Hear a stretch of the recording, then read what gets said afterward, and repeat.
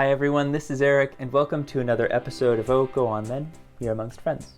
Today I speak with Xianan. She is my fellow PhD classmate in gender studies.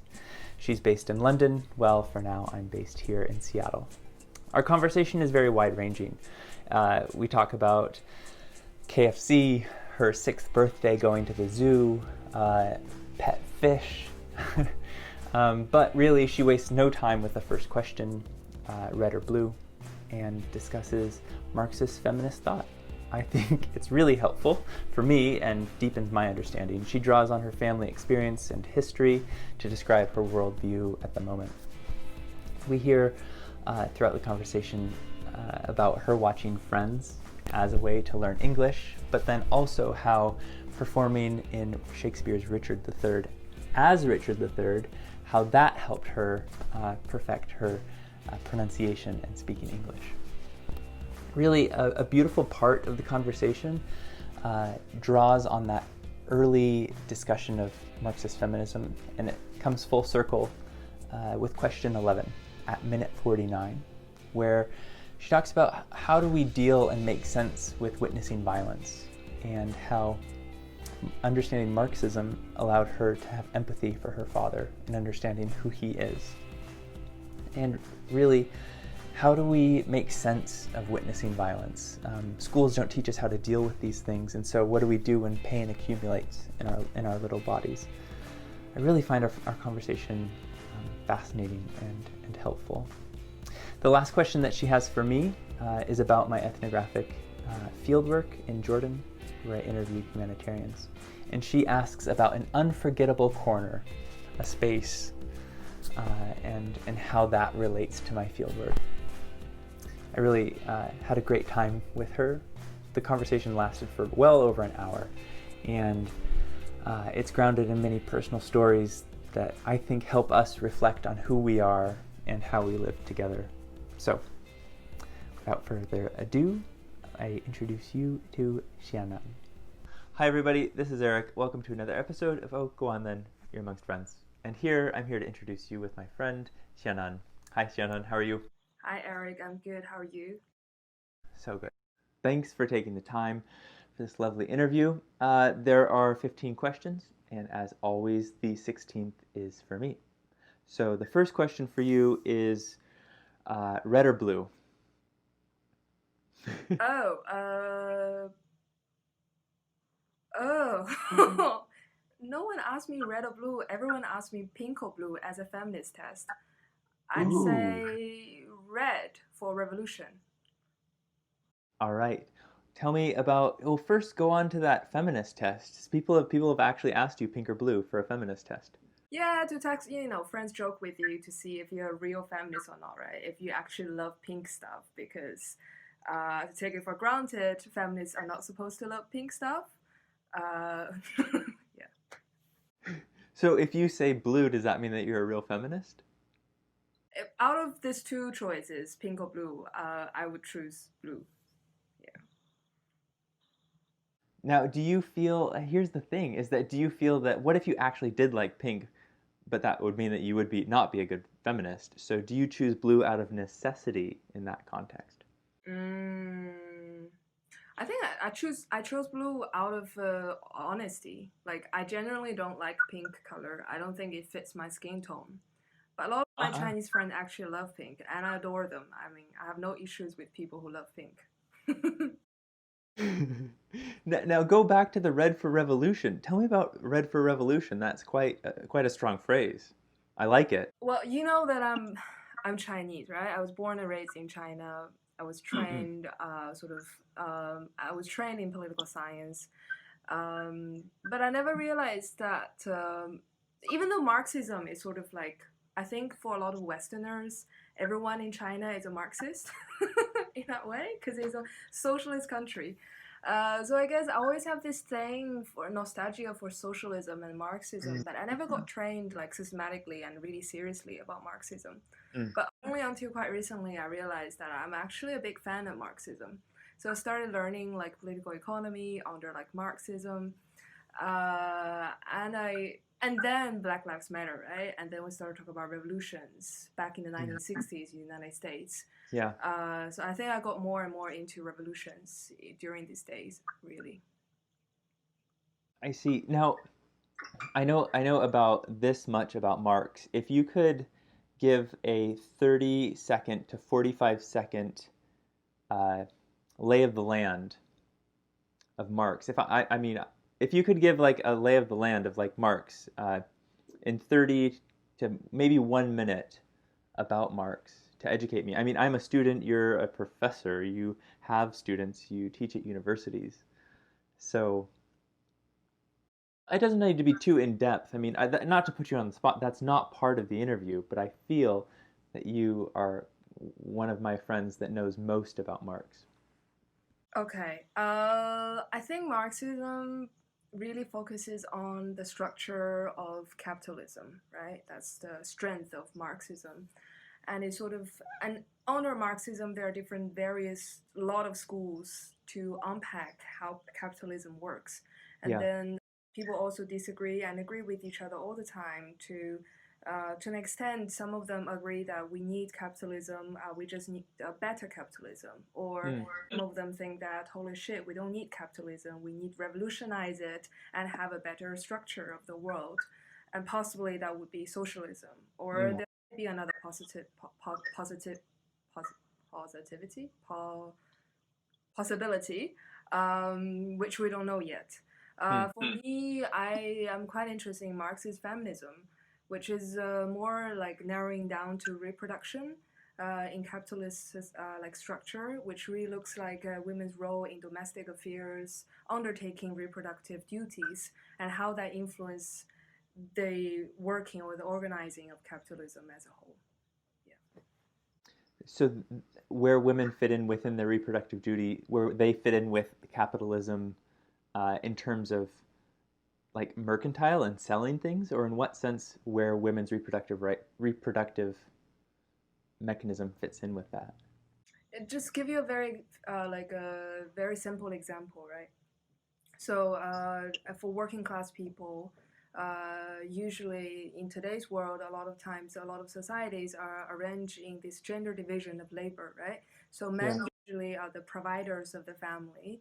Women are also now providers of the family, but definitely earn less than their Yeah. male husbands in a hetero relationship. Then again, and so when a man goes to the factory and then comes back home in the evening, and then of course that man needs to eat, needs to have a new set of clothes for the next morning, and needs to sleep, and needs a lot of emotional support, comfort, and all of the things. So a lot of these labors now we're talking about are provided by the wife or the Mm. female character in the family, right? So this is like very like a sort of strict forward way to see the role of reproduction in influencing how production works. Because without all of this, without laundry, without dinner, without the comforting talk before sleep, that man would find it very challenging to go to the factory next morning. Absolutely. Yeah.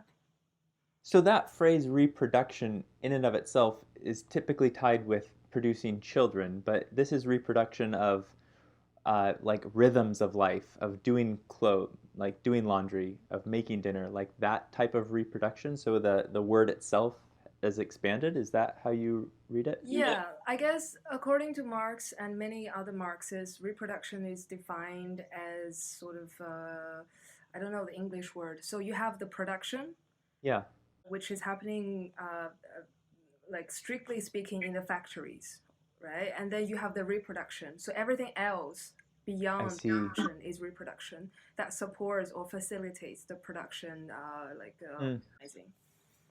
fascinating. Wow, this is actually really helpful. I have wanted to pick your brain on Marx, so this is you've passed my test, which was didn't. This is the first time that I've ever had my question of red or blue be answered with Marxist feminist thought, so I'm thankful for that. Legit. Okay, next question. Do you fold or scrunch your toilet paper? What is flunge?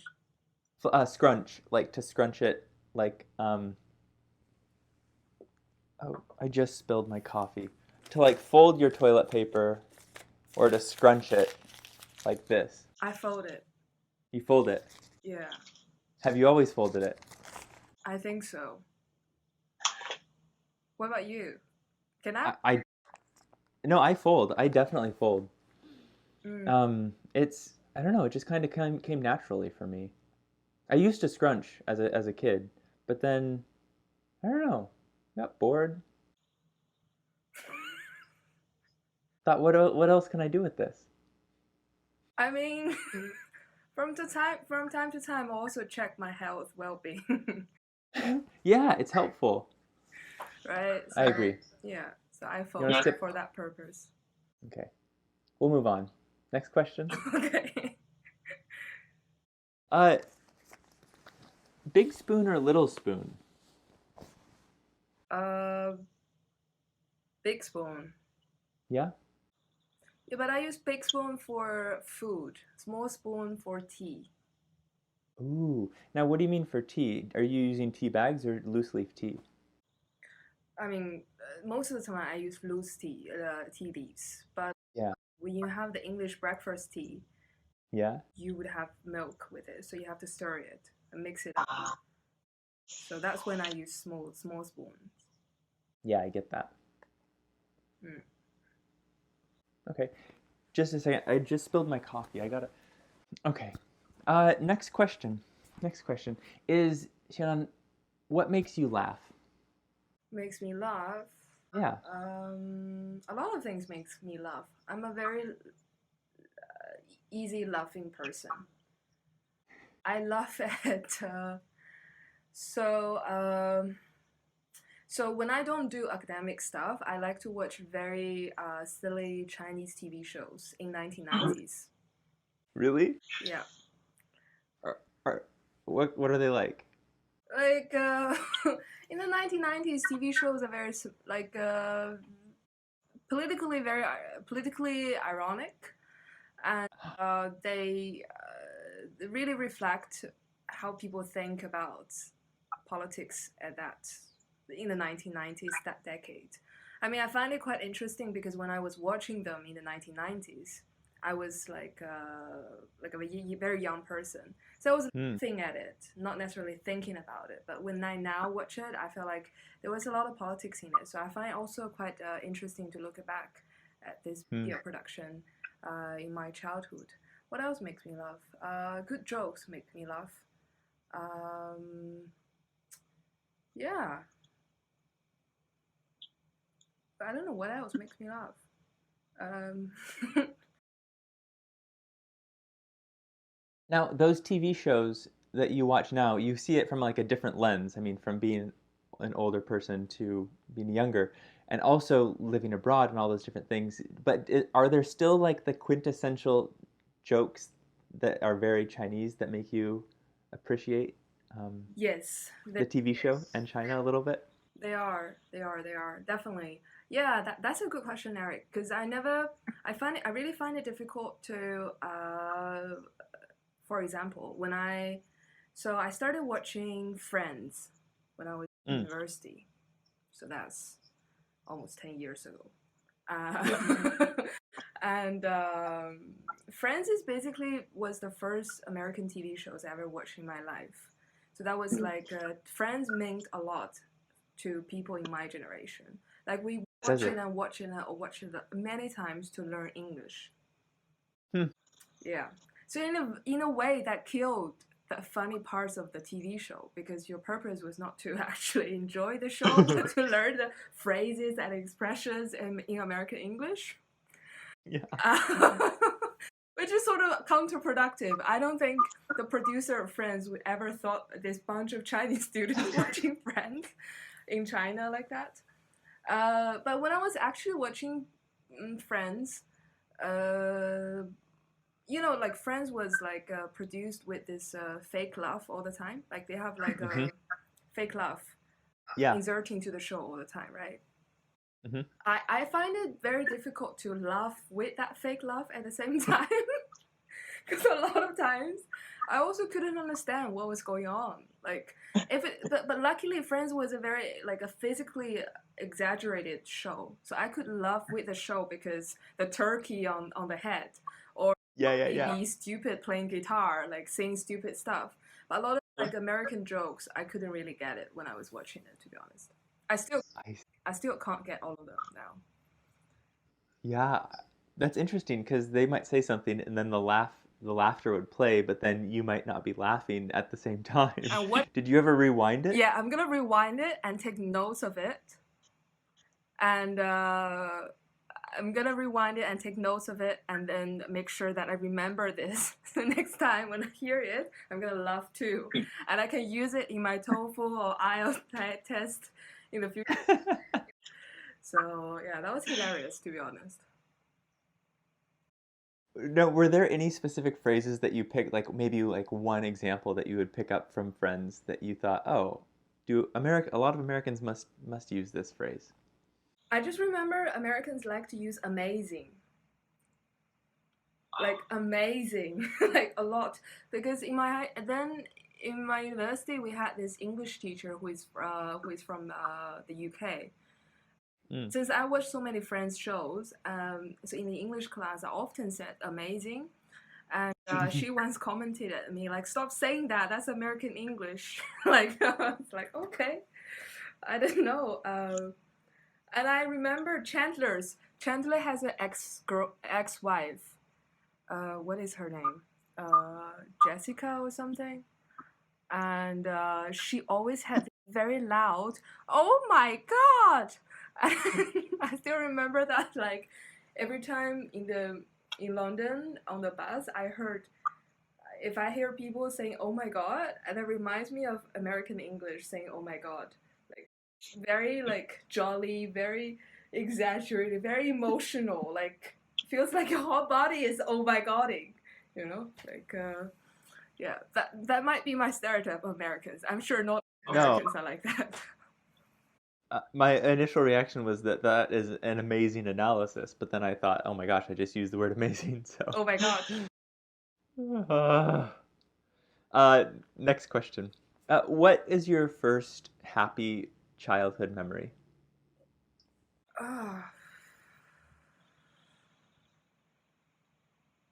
Childhood memory. There were so many. I think the most forgettable one among many, I think the most forgettable one that I could think of now, or I can place it number one, would be it was my 6-year-old birthday. My mom and dad took me to the zoo, to the city zoo, and I saw a lion for the first time in my life. And I couldn't believe it. I was like, that's a lion? Yeah. Especially when I was 6 years old, I think we had a very small TV with very little with very limited amount of like a number of channels. So there was no like animal documentaries showing on the TV yet. So that was my first interaction with a wild, like non-domestic animal, and I really feel like that's quite of a thing. And yeah, that gave me a lot of like. And then I remember that my dad said to me a few years ago that he reminded me that ever after that birthday, every birthday I requested to go to the zoo to see the lion and to check the lion if the lion is okay. It's quite amazing. Did you go back in other birthdays? Did you go back to the zoo? I think I went to the zoo quite a lot of times, especially in my childhood. We didn't have many places to go for entertainment. But I also remember, like my dad said to me a couple of days ago that I think it was my 10th year birthday. They took me to KFC near home. And that was my first time to have KFC. And my dad didn't even go inside because he wanted to save money. So it was only me having fried chicken and a hamburger. That was a dream, to be honest, for a lot of Chinese kids in that generation. When first KFC and McDonald's came to China, a lot of times we got so jealous of other friends at school who went to KFC in the weekend, and was like, "No, Mama, I want to go to the KFC too." So I think from then, definitely KFC killed my dream for lions. So I stopped going to the zoo, And fast food became my second happiest memory in my childhood. Oh my gosh. Now, when it comes to seeing The Lion, did it expand your view of the world in the sense that my life, my 6-year-old life, is just my family, my grandparents, and my city? What did that lion kind of tell you? I think because I grew up in the city in Shandong province, so Mm, for me it was very.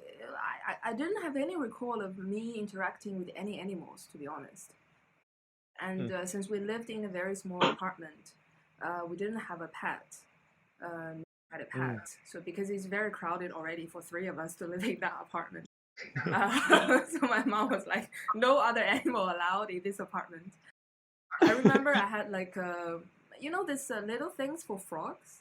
I don't know how you call it in English. These little things for frogs, the baby frog. Like a tadpole. So that's Yeah. some pet I had that occupied Really? much space in the room. Or what else? I had golden fish. I had yeah, the baby frog. Uh, Aw. everything in water doesn't bother my mom. For more extra cleaning is fine. But I think the Yeah. line did open my eyes in a way that it's sort of, I don't know. It was wild for me until like two Mm, years ago. I was in Rwanda, right? So I went on my first yeah. ever safari. I saw Oh, lions like this, right? Like real life. yeah. I did have this flashback to the zoo line, and to think about the first time when I was 6 years old that I look at the lion and then the lion on the safari in Rwanda, and yeah, I guess I guess it sort of reminded me there are a lot of possibilities beyond your own living experiences that Hmm. you probably don't know until the moment you see it, and you definitely get very awed, like very surprised and very in shock when you see that thing actually living. Uh, yeah, Yeah. Those are two great memories. KFC zoo. I love, yeah, the KFC in the zoo. Yeah. My goodness. Was the KFC as good as you thought that it would be? Yes, definitely for me. Back then, I never had any like fried stuff. It was like, I think fried stuff is always good for everybody. Um, Yeah. right? Fried anything is good, but we never had that kind of fried chicken. You know, in China, every like during Spring New Year, we fry everything, right? We fry the fish, Yeah. we fry lotus root, we fry pork mince, we fried what else? A lot of stuff. But we never fried. I think we probably fried chicken, but we never had that. I don't actually know the secret of KFC. Why the fried chicken is so good? They have these little goosebumps, Yeah. Yeah. and um, and that's also the first time I had hamburger. Was it I, really? right? Because in China we have the mantou, right? We Mm-hmm. didn't have that kind of bread with sesames on it. Now I'm still very fascinated by it, obsessed with like bread with sesame on it. Like, oh god, that's like soft and full of air in it, and you have the crunchy chicken inside. You have lettuce. Lettuce is something we didn't have. Also, like we in China, we like to stir fry everything, right? The Yeah. lettuce in the hamburger is raw, Yeah. Yeah. right? And that's like, oh, okay. It's yeah, it was really good. It was definitely rich to my expectation of KFC.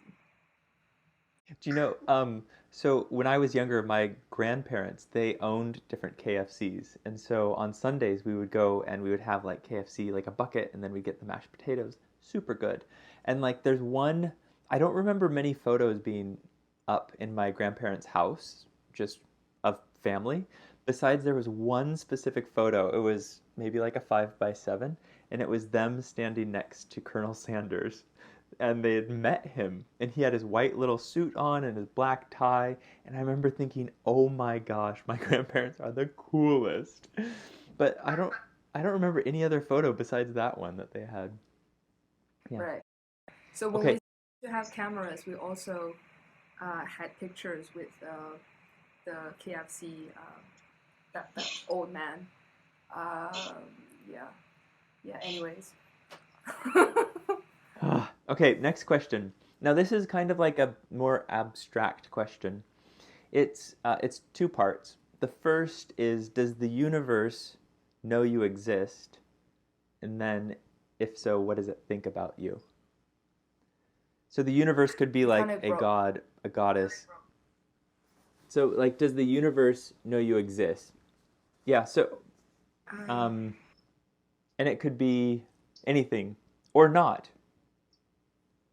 Maybe the universe doesn't know anything.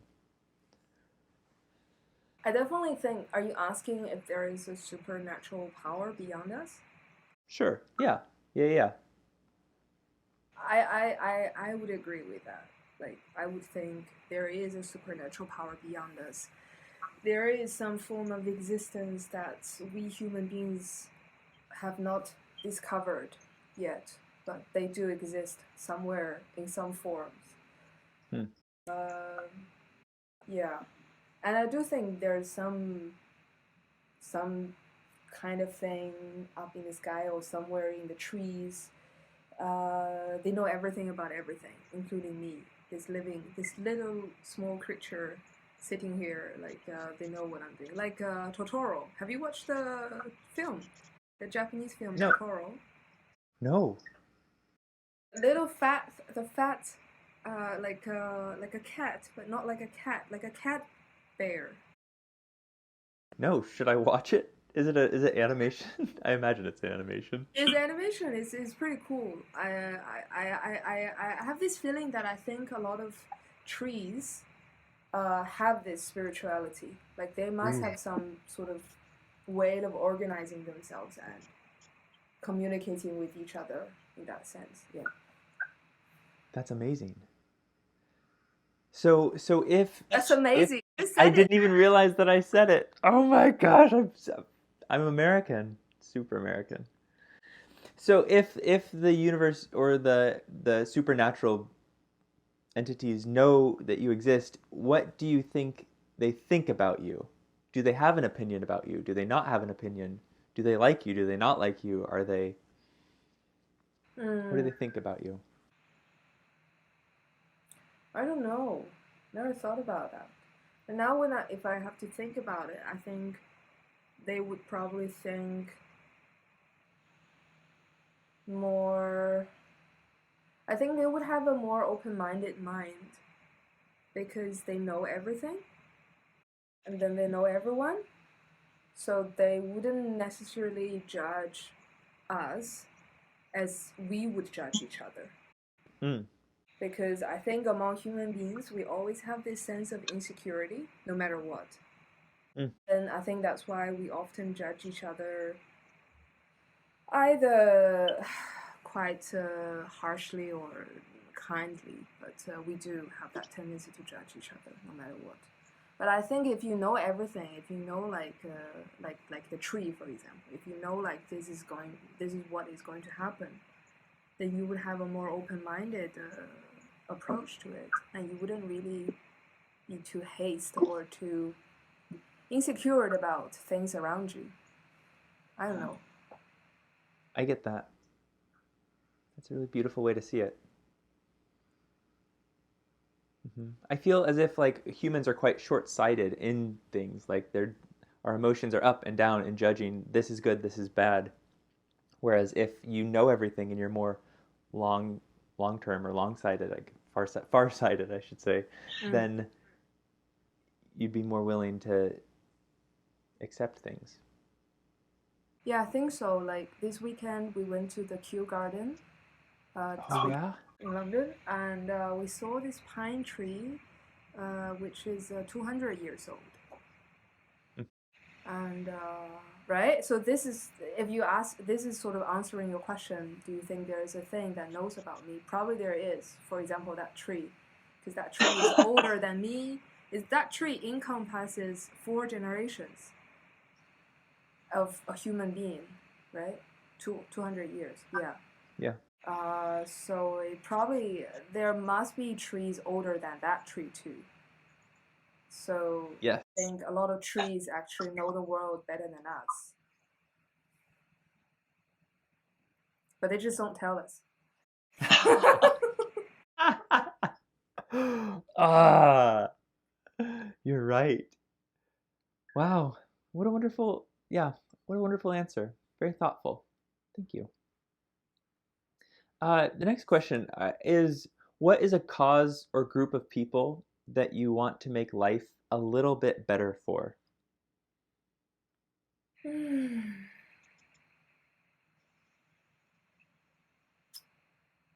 Oh,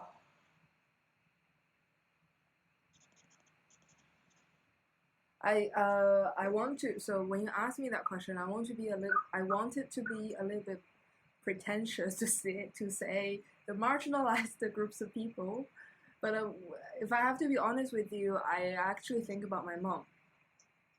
Really? Yeah, so like the person who is actually closest to me, not some like not the people I actually write in my thesis. Hmm.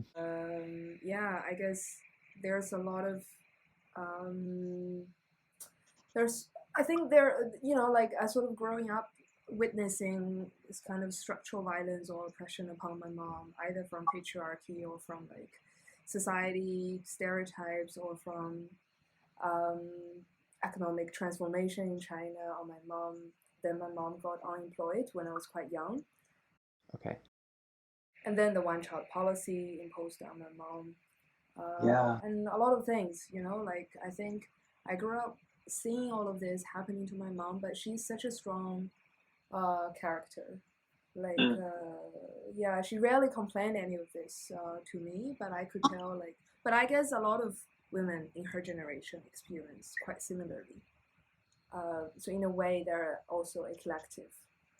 Um, yeah, I think also it's my mom that really got me into gender studies because I want to understand like what was actually happening there, why women are oppressed in such a way or in such ways, and um, and then what is the alternative to get out of it, or if there is an alternative. So I guess that's why I wanted to do gender studies. Um, yeah, and my mom always like very much supportive of my work and of my study. Um, so this is a personal thing. So when I was born, so my name is Xianan, right? So Yeah. Chinese, you know that in Chinese for each pronunciation you could have different characters. So Xianan could also mean down a boy. So my grandpa gave me this name before I was born to hope that I would be a boy. Oh my goodness. Right? And this happened to many other Chinese girls, I'm sure, in China, in my generation, under one child policy. I understand, like, if you live through that patriarchal time as a grandparent in a patrilineal society, you would want someone to inherit your blood. But when I was born, and then everybody saw that I was not a boy, so this name was probably not very proper. Imagining me now, 30 years old, I carry this name, like, to be born as a boy, like how would my Chinese friend think of me, right? So my mom actually very bravely decided to change my name into Summer, Summer Xia, right? So she changed the characters for the same pronunciations to Summer, and then a kind of wood that is used in the Forbidden City. So it's like one of the most precious wood in the Chinese history that is used for the royal family, because it's very like sustaining. It can sustain like thousands of years. So it means my mom also had this hope that I would be the pillar of the society. So I would support the society. I would contribute to the society. So that's why. And then Summer, because I was born in summer, right? So it's kind of she was kind of smart, right? She was kind of smart, right? So a lot of people now hear my name, they think it's a very poetic name. After explaining these meanings of my name, but not necessarily knowing actually there was a very patriarchal sort of intention behind it. It's a beautiful story. What a beautiful way that your mom kind of claimed back your name and changed it and took that power in creating the sustaining force for society. I think is a really beautiful way rather than down boy. Yeah. You know? Wow, look at her. Thanks for sharing that. I also appreciate that you go by your Chinese name.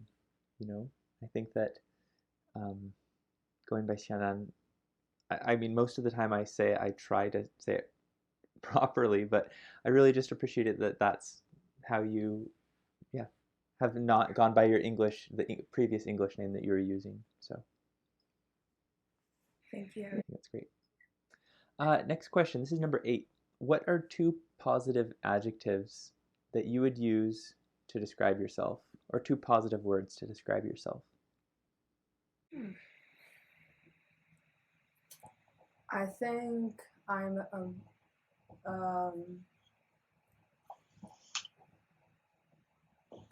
I think I'm very open-minded, Mm. and I'm also very humble. Mm.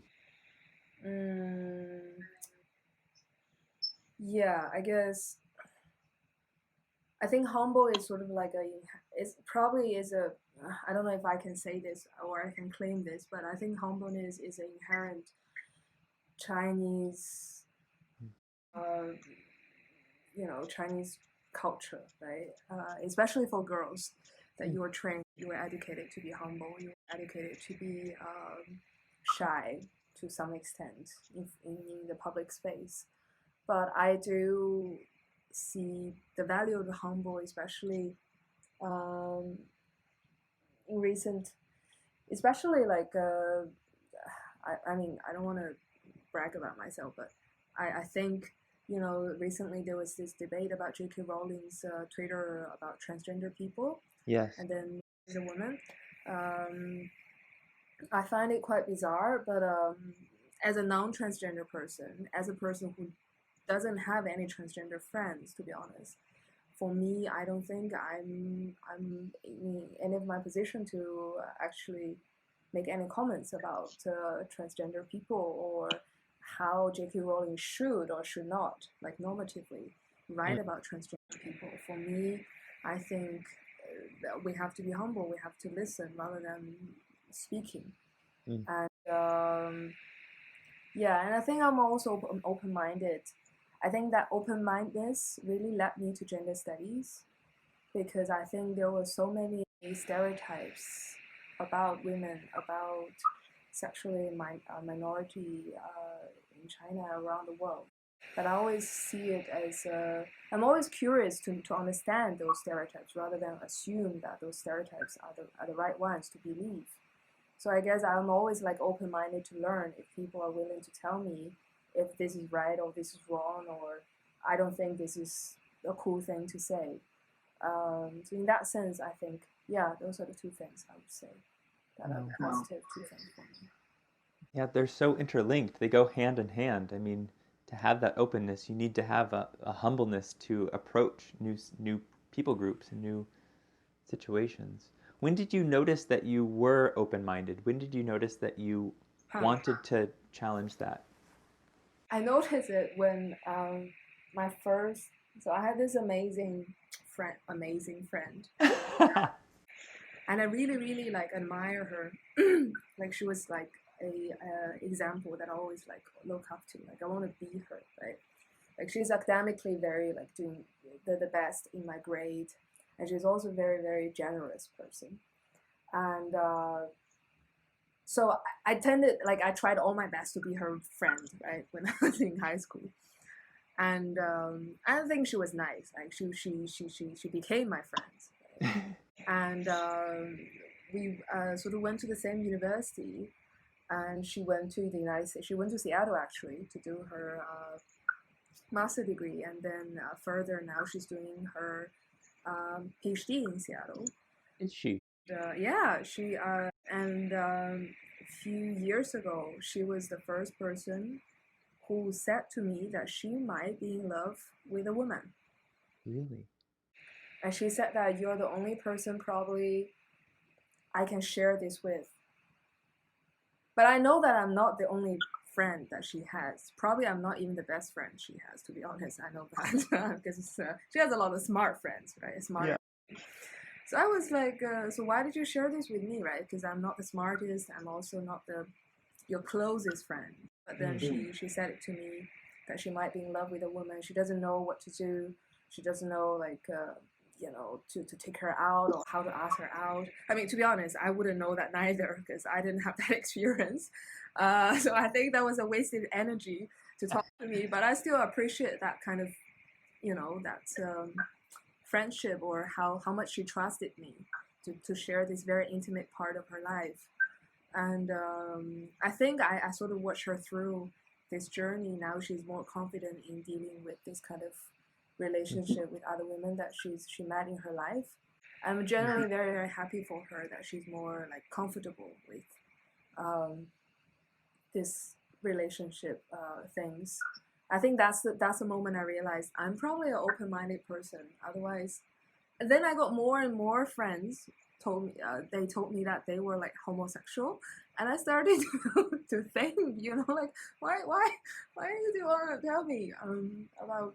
But then actually later I asked one of my friends, like why did you tell me about your relationship with other guys? He's a gay, right? And he said because you're a feminist. And there you go.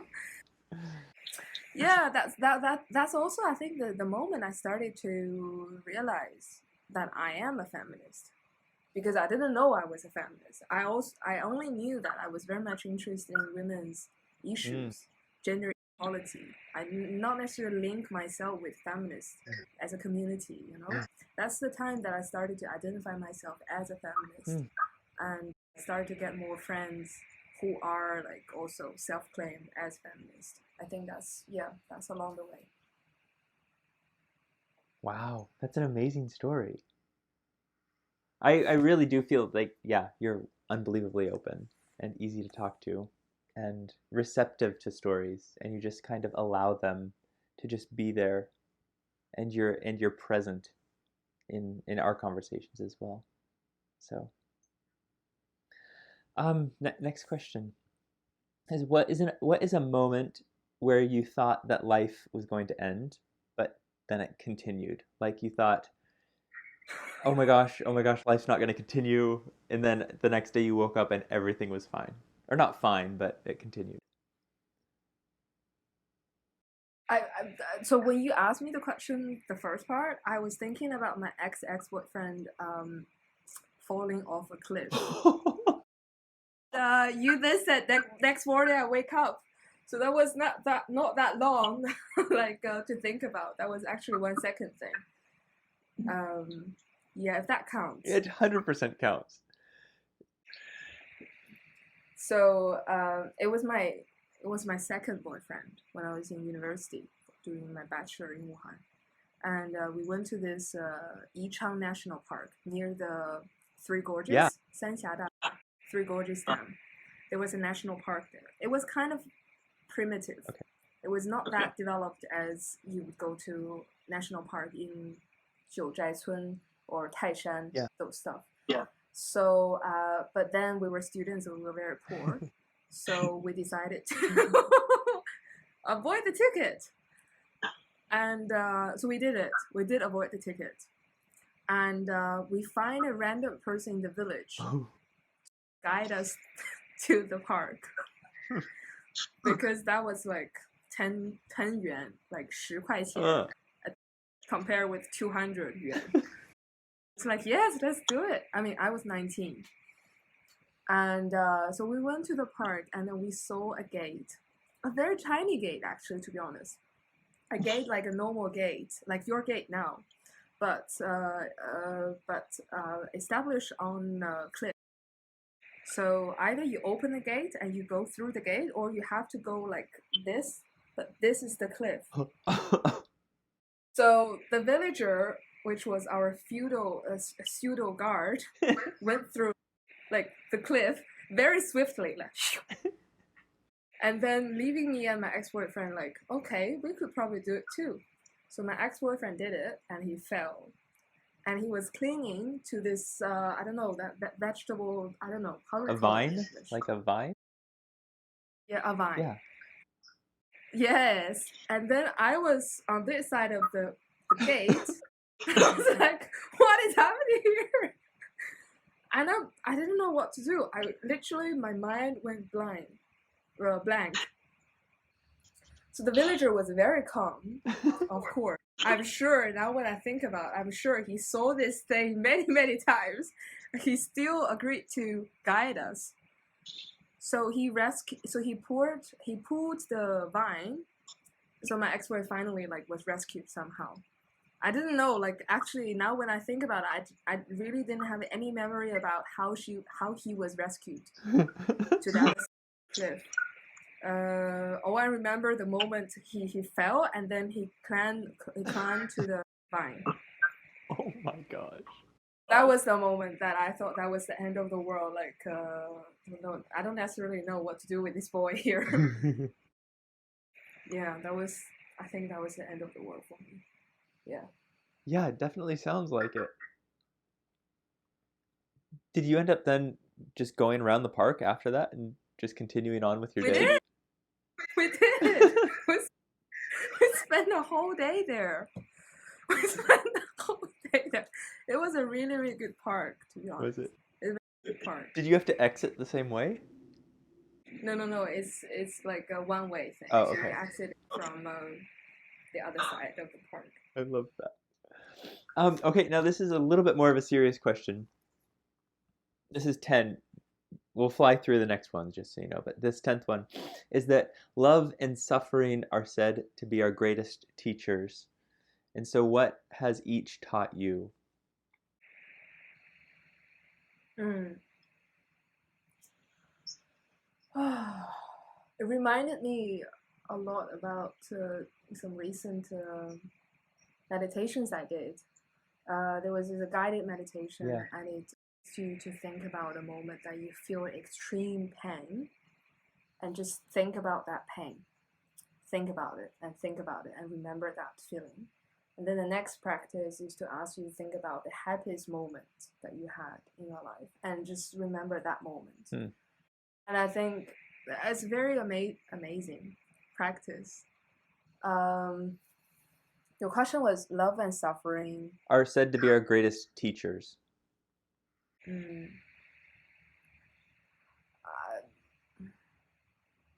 I think suffering and love sort of can be connected together through compassion and empathy.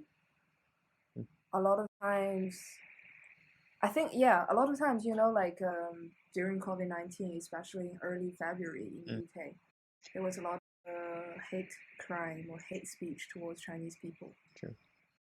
And we started this campaign called Chinese Against Racist Virus in London.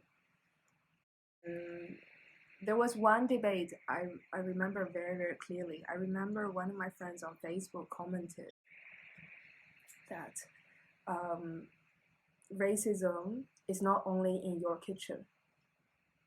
The kitchen thing is because a lot of people accuse Chinese people eating bat soup.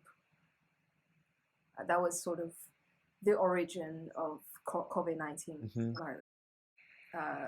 Though that's a fake news now, that's unpacked, that's reframed, but still a lot of ignorant people still take it as truth that a lot of people eat bats. So and then it makes so racism is not only in your own kitchen. I think really in February a lot of my friends, Chinese friends, and me, including me myself, we feel very paranoid about going on to the street. And we're also very paranoid about whether we should wear a mask or not.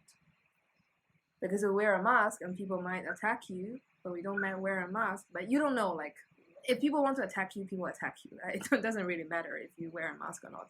But wearing a mask definitely sort of fit yourself into that stereotypical Chinese patient.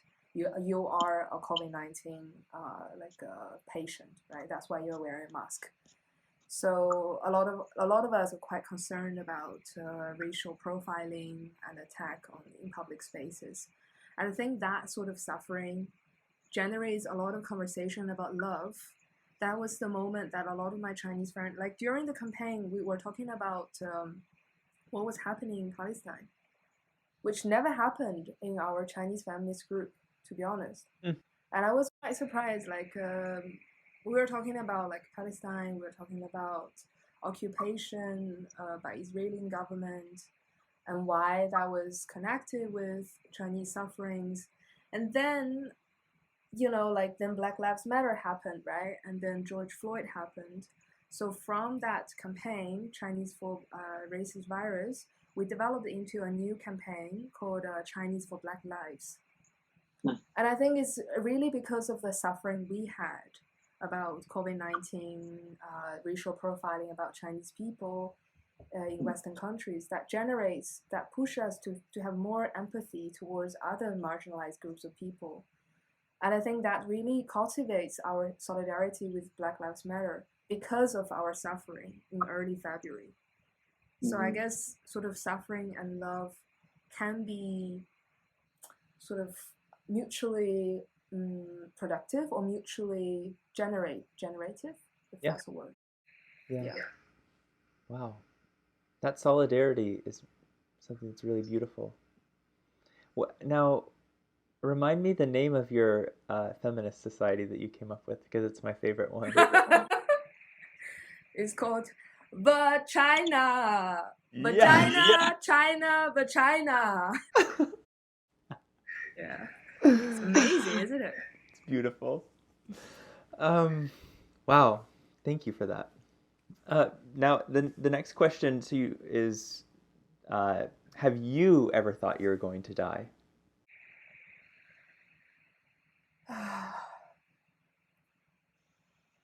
Yes.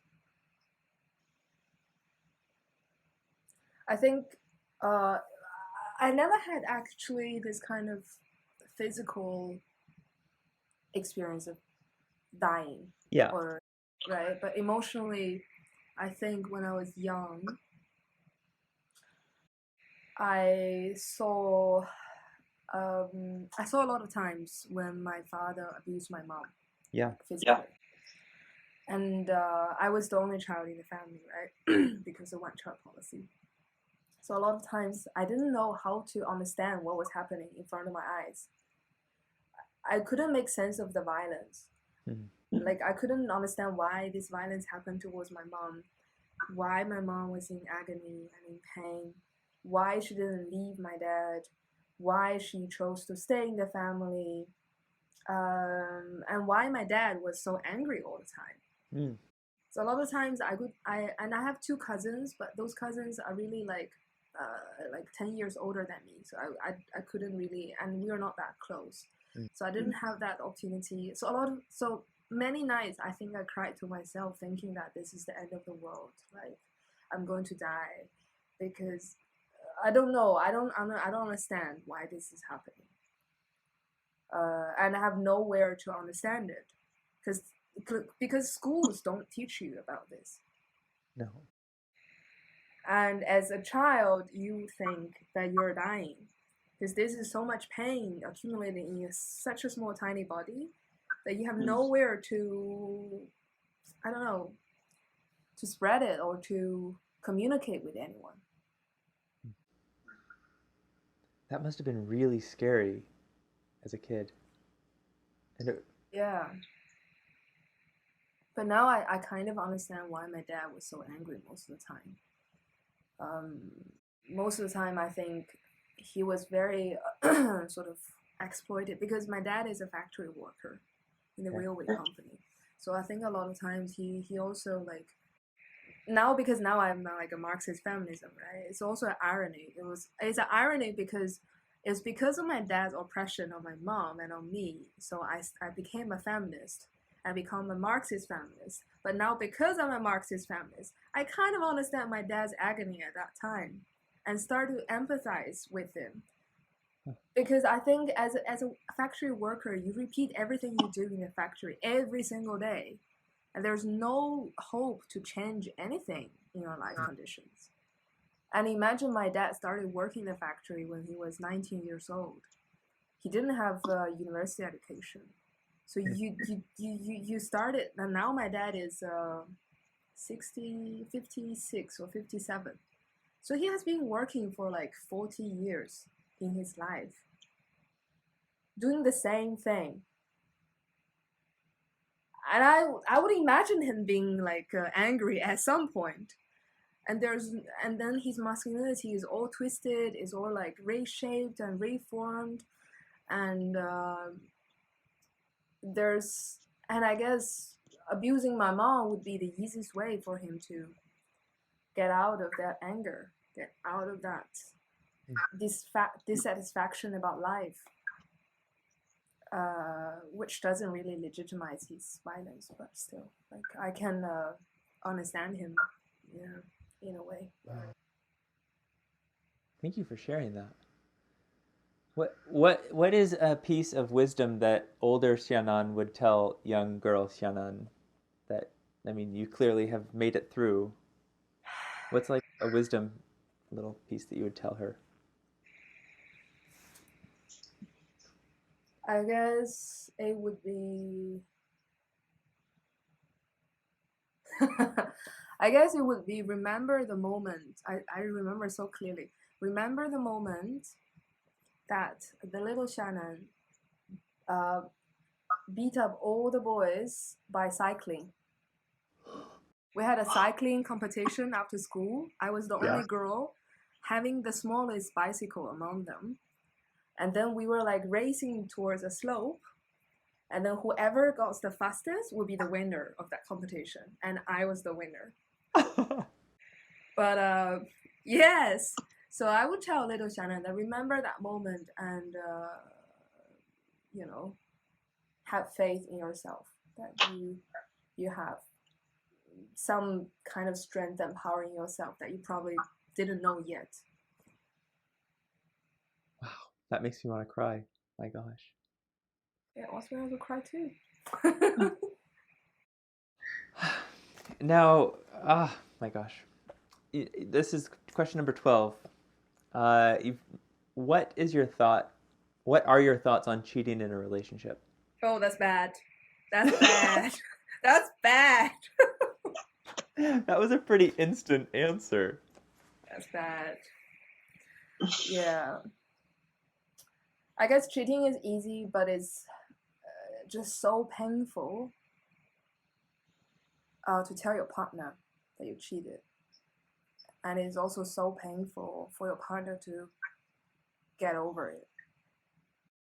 And it takes a lot of, like, if your partner really accepts that you cheated and then they can get over it, it really speaks the volume of your partner, that how much he or they or she love you. Yeah, cheating is bad. Don't do that. All right, I'll put it in my notes. Okay, next question. Now, you're still young, but what is a career that you never pursued? Theater acting. Really? Yeah. What type of theater? Like musical theater or dramatic theater or? Dramatic theater, like show, like theater drama. Yeah? Theater, like. Oh my goodness. Why do you say that? Did you ever want to do it when you were younger and then you just didn't pursue it? Yeah, I guess there's that, like there's that. So when I was younger, I have a lot of trauma. It sounds like I have a lot of trauma in my childhood. This is my trauma self-exploratory interview today. I guess when I was younger, I'm always a very nerdy child. I was always very nerdy. I have these glasses, short hair, very unfashionable clothes. The very nerdy girl you would ever imagine, whole life. And then Chinese. Imagine that. And I can't, because you're one of the coolest people that I know. And then so actually theater transformed me, right? So I always have this insecurity when I was younger that I was not sexually attracted to anyone. Yeah. Because I had no like boys showing anything to me. I don't know what is happening in the world. Is it because I'm too smart that they are like scared of me? But I didn't think of that. I was like very scared. I was like very very unconfident. Incompetent. Not confident. No, Not unconfident. So I was I the least don't know. competent person or girl when it comes Sure. to boys, basically. Yeah. You imagine like this scene that you usually see in a film that the girls are crowding up together watching boys playing basketball. You know that Yeah. scene, right? I'm always at the back of the crowd because I see myself having no hope in that crowd. Like, why am I? So why I say theater transformed my life, because when I was in high school, I started doing Shakespeare theater in high school. And I saw the beauty of Shakespearean poems or verses. And I saw myself, and this is also why like I can speak English not quite fluently, but my accent, my Chinese accent is reduced as much as I can. It was very much attributed to my Shakespearean like rehearsal practices. Because a lot of like when you perform on the stage, you have to pronounce every single word as clearly as you can. So each and then I have this amazing British teacher who guided me on Shakespearean theater, and I think he was a very very wise man. Like he opened a lot of doors, a lot of portals for my life. Now when I think about it, he's always a very critical and challenging person. He always asks me very difficult questions that push me to think. If a lot of times in the beginning I felt like I'm very stupid, I don't know anything about anything. But gradually I realized that actually I can argue, I can debate, I can think from many perspectives that he wouldn't know. And he was also the person who encouraged me to go to Wuhan University, because Wuhan University has the best Shakespearean training. Even though I could probably have gone to a better university, but I didn't. I chose Wuhan University because of Shakespeare. So I went to Wuhan University. I spent like most of my university time on rehearsing on Shakespeare. And my favorite show is Richard III.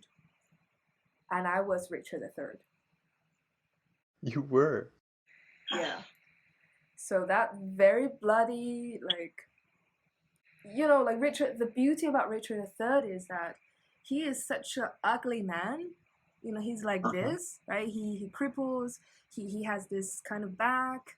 He's not like that handsome like Hamlet, but he's very sweet. He woos like Lady Anne, the wife of his enemy, to become his wife. And he's a very charming guy. And eventually you would fall in love with him, like, but he's such a villain. Like, how could you do that? Like, right? That's very beautiful. So I was Richard III. So I was a young woman in my early 20s playing this villain in Hong Kong for this Shakespearean, what is it? Shakespeare Drama Festival. I think that was the time that I discovered that I could do many things on the stage. I could even transform my gender. I could also experience this very complex character within one person. And I started to think that I wanted to become a theater actor because of this. Yeah, this is an unaccomplished dream. I had no idea that you were a Shakespearean actress or actor. Yeah. Wow. My goodness. So you but you studied politics I studied Shakespeare literature literature for my bachelor degree. So I did English literature, but Yeah, but most of the time I was doing Shakespeare rather than. But I read some novels too. But didn't. Yeah. Oh my gosh. So do you think that you would ever get back into acting? I don't know. I think acting has very high gatekeeping, That's true. and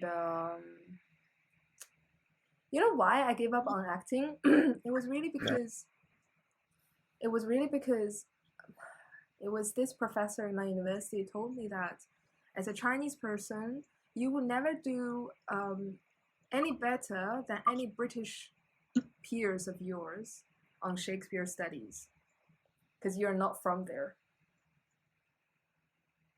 What did that do to your dream? I don't know. I back then I kind of took it. I think that actually makes sense, right? That makes sense because I'm not British. I guess any white person would do much better than me on Shakespeare. But that proved wrong when I came to SOAS, obviously, right? Because SOAS always encouraged this global South perspective, third world perspective. And there are actually a lot of people of color now in the Shakespeare Globe Theatre. You could tell Yeah. there were a lot of people of color acting there now. But back then, I didn't know. Like, I think that's when I started to dream about studying Shakespeare as my as my as my study, basically, as the focus of my study. And I think also it makes sense because now I'm doing like African politics studies, right? Yeah. I mean, I'm not from there, but yeah. I guess it makes more sense to study African politics than Shakespeare. Now when I think about it. Why?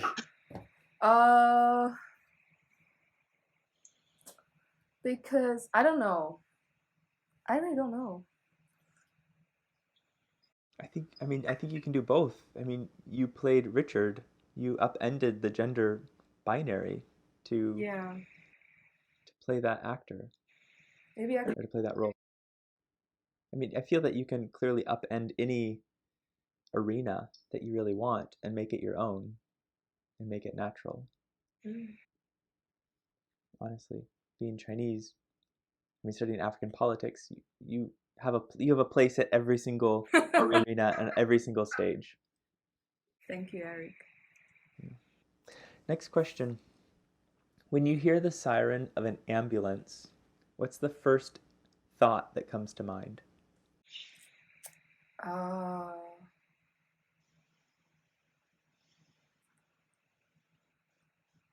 don't know. Since you live in central London, you can't get used to.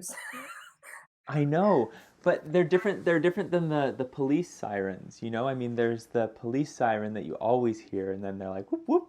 But then there's like the ambulances. Is it this? Yeah. I never thought about it. I never paid too much attention to it. It reminds me of it not reminds me. It makes me to think that someone is dying, but to be honest, only until recently that I learned that in this country you can call the ambulance for a lot of causes, not necessarily that you're dying. Yeah. That kind of changed my mind because in China, I think I don't know. I never called an ambulance myself neither, but I guess in China, ambulance is more associated with death or like the person is dying, not trivial things. Yeah, that's interesting. Yeah, I never thought about it, Eric. I'll think about it. What does it make you think about? My initial thought is that, oh my gosh, that person's life has changed. They'll always remember that one day that I went to the hospital, for example. Let's say that it was minor. Let's say that they were about to die. They'll always, like, that will be a point on their timeline that they'll reference. And then I always think, oh my gosh, now their family's going to get a call. And their little cloud of social network is going to be kind of like disrupted like a beehive. Mm. And I always think, but at the same time, how completely I have no idea about that person. And so it makes me think about how all of us have this little beehive of social networks that we all are interrelated, but we all, like, somebody else doesn't care about my little beehive. But there still is these ramifications. Yeah. Not every time. Actually, it almost is every time I hear a little siren. I'm like, oh my gosh, somebody's life just changed. Mm. Anyway, this is the last question for you. All right, I have a question for you, Eric. Wait, that's the next one. Unless you want to ask, I have one more for you. Oh, really? Okay, go ahead. Unless we want to mix it up and you can ask me mine first and then I'll ask you yours last. Whichever you prefer. What do you prefer? What about if I finish my part and then we conclude on your part? Brilliant. So, okay. Question number 15 is, who is someone in your life that has always wanted the best for you, and somebody who has always cared about who you would become and what you would become? I think my partner, Leo. Really? Yeah. I was thinking about my mom, but I think my mom could not accept the whole me. Since she had her own generation of imagining a life. But I guess my partner Leo is sort of really taking who I am without any intention to change me to anything that he wants me to be.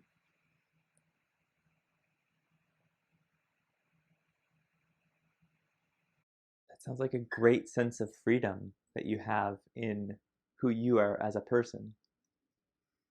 Yeah, I guess this freedom, very good point. I think this freedom is also built on honesty, like built on mutual trust, because we share everything, and I guess that's probably why that he doesn't want to change me, because I'm always like sharing everything with him already. There's nothing that I hide from him. Therefore, he's probably the tree in my life. Think about it. He's probably the tree that I was talking about in my life. That he knows everything about me, and therefore, as the tree who knows everything, they wouldn't then they wouldn't judge me for whatever, because they know everything already, and then they just let me to be who I am. Yeah. Wow. This is like a spiritual conversation here. Like very what is a new word I learned recently? Therapeutic. Yes, very therapeutic. It feels like it's all coming full circle, Yeah. That sense of the tree, the judgment and the knowing and the being known is something that brings such freedom and comfort and safety. Mm.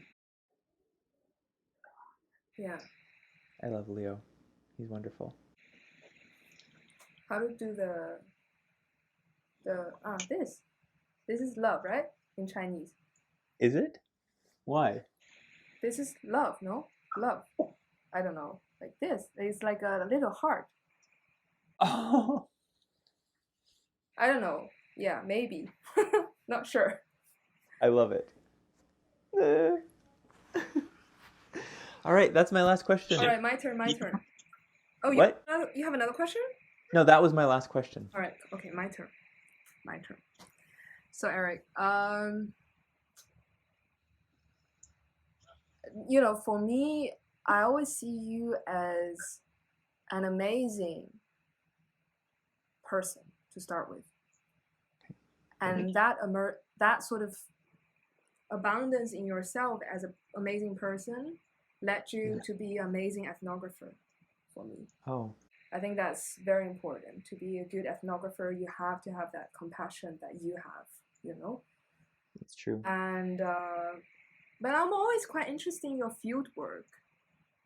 So my question is about your field work. Is it? Okay. Recently, I've been also quite nostalgic about my field work when you write about it, right? So my question is, what is the most unforgettable corner in Jordan? For Corner. corner. In what sense corner? Like corner Like of the street, corner of the room, corner of a restaurant, corner of a person's forehead. Like, you know, that sense. Corner of anything. That this most yep. unforgettable. Yeah. So what's fascinating is because I was interviewing humanitarians and also Syrians, but I was living in Jordan, there was the sense that the Jordanian everyday was just not part of my research. However, I learned so much more from this one specific corner on the street, like right in my 2 blocks away from my house, 3, 4, sometimes it might be every single night. Um, some weeks I would go to the shopkeeper and we'd sit there and he closed at 11 o'clock. And so I'd go there maybe like at 8 o'clock and sometimes I'd stay for 2 hours, maybe 30 minutes sometimes or 45 minutes. And I would be in the rows and we'd be like chatting. He'd be sat at the front and I'd be chatting and maybe someone would come in and they'd do their shopping and I would pretend like I was shopping. And I would just like organize like shelves and things like that. But there was this sense that he was my that he was my friend. I I really it's interesting, the concept of friendship has been challenged for me because I wrote about him in my first chapter and I mentioned that he was my friend. I would go there and I'd see him, and if I see anybody multiple times a week for a few hours for a year, I would consider that person some sort of acquaintance. And the person editing my paper put like in caps locks, "This person was not your friend. Think about the power dynamics. Think about the distance. You left him. You're white. He's not." And they listed all of the differences in our positionality.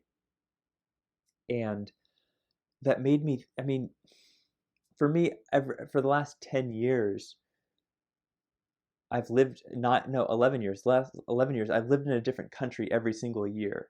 And so I've had to like find people and meet them and dive into their life and open up myself and try to find that friendship for that period of time. Maybe it's for 4 months, maybe it's for a year. So there was this corner, and it was always kind of warm in the most of the time actually in Jordan, and that's the winter. The winter was cold, but we would go out, and he had a cat named Lulu, and Lulu, like, the rhythms of life were fun because Lulu had kittens, and then we watched the kittens grow up, and he'd feed her, and we'd sit there and we'd chat, and we'd watch all the cars drive by, and he'd lived there his whole life, and so he knew everybody, and he'd like shout this way and shout that way, and I would just maybe like drink a Coke and talk about, I don't know, because of what I do is because I study masculinity, I would somehow curate the conversation to find out what it meant to be a Jordanian man. What did it mean to be an Arab man, a Muslim man, a strong man, a man with a beard? What did it mean to be like he also worked out, he was really strong. So what did all of those things mean in his context? And I'm like unbelievably curious. And so this was like a corner on the street where I was for the majority of my field work. And it, yeah. So sometimes it felt, I would go on and interview like different Syrians, and those would be sometimes they'd be really difficult interviews. And then I'd go to the corner and we would just like chat about nothing really, and it was really helpful. Or other times it would be super intense conversations, and I was like, this is just like my field work. Where can I find a break, you know? Um, but there's this one specific corner near my house that was really special. I mean, he and I still chat, and I haven't lived there for what, 8 months? almost 9 months I've been gone, and we still send messages and check in and see how each other's parents are doing, and I don't know, laugh about whatever. Oh gosh. I never thought about it as like a corner as an ethnography until right now. I didn't think about the specialness of it. Yeah, thank you for asking that. Great. You know how you can just go somewhere in your mind. Anyway, I know. yeah, I love ethnography. This is my non-fieldwork ethnography. These interviews. I generally quite enjoy All right. this area. Those are all my questions. Thank you, Allison, for being with me for the last hour. It's been wonderful. I have all the pleasure to be here with you, Eric. Yeah, thanks for sharing. Thank you. I find with the phrase that you had used earlier, the openness and the humbleness, I think that I could see that throughout all of your answers. And the awareness that you have for other people and the empathy, I could hear that throughout all of your answers. Even from being young and with your connection with your mom and what you've witnessed, that sense of empathy, that sense of yearning for her life to be a little bit better and safer, and also the empathy that you have for your father and understanding where he was coming from during that time. I think that takes like a great sense of maturity and analysis of your own emotions related to that, which is a great sense of knowing who you are. Thank you for sharing about Marx. I still have yet to read a lot of Marx. Oh my gosh. I just got into Hannah Arendt, and it is very difficult for me to like read all of her stuff. And Max Weber. Yeah. I have so much to read. Anyway, Same. thank you for being here. And thank you everyone for listening and watching another episode of Oh, Go On Then, You're Amongst Friends. Thank you for listening to another episode of Oh, Go On Then, You're Amongst Friends. All of the podcasts are made possible thanks to the generosity of our online community of supporters, who I see as the friends who listen along. I love that. I love that the podcasts begin with you, the listener. You can visit ogoonthen.com to learn more about the podcast and maybe consider supporting the creation of new episodes. You'll find the link to ogoonthen.com in the show notes below. To all of you who listen and have been so encouraging, thank you, thank you, thank you. Could not do this without you. And I look forward to our next episode together.